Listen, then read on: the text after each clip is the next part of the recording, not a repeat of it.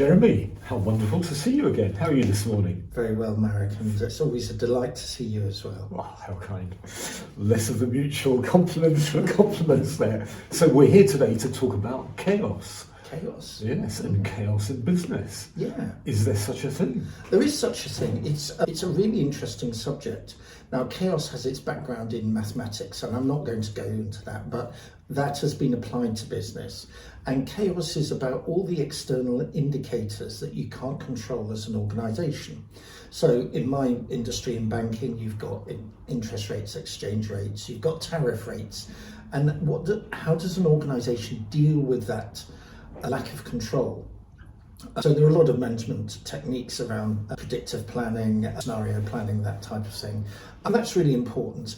But some of the work that we've done in Veles Consulting takes it a bit further. So we do have to put in good managerial practices to deal with external factors we can't influence. But there are also internal factors as an internal chaos that we've identified. That is really important. So things like when you, at the point of merger and acquisition, you've got ambiguous roles. You've got potential growth scenarios where you reach a tipping point where the organisation has got to move from being in its startup phase to a more sustained phase. You've got internal politics, you've got all kinds of things like information hoarding in an organisation. And those create problems for the organisation.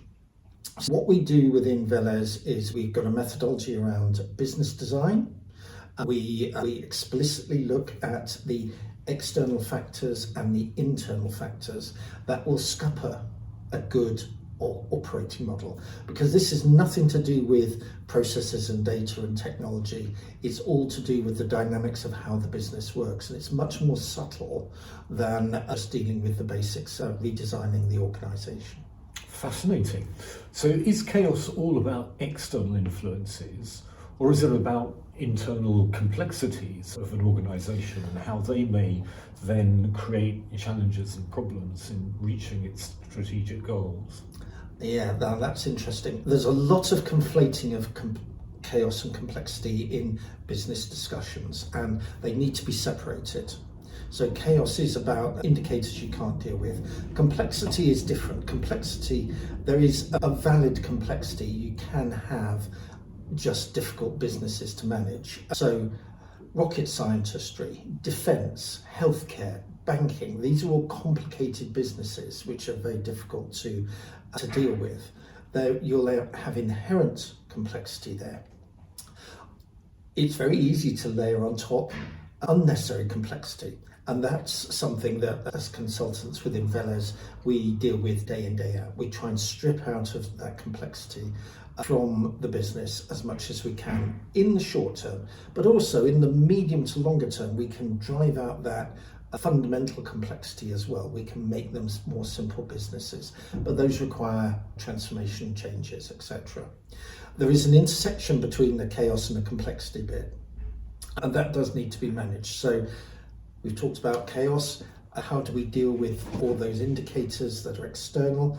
We have to respond using the operating model. The operating model has to be as effective as possible, and over time we need to be able to have a route map to make sure that complexity is much better and is managed well and can deal with what we don't yet know.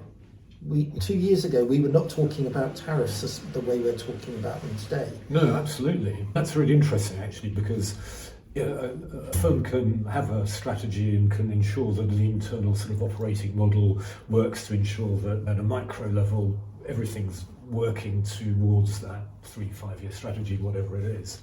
And you mentioned scenario planning earlier, and I'm wondering if that's a tool that organisations can use to think about external events and how external events might trip up that strategy, and to what degree are they effective and actually deployed in practice? Yeah, absolutely. Yes, you should do scenario planning. That's fairly basic.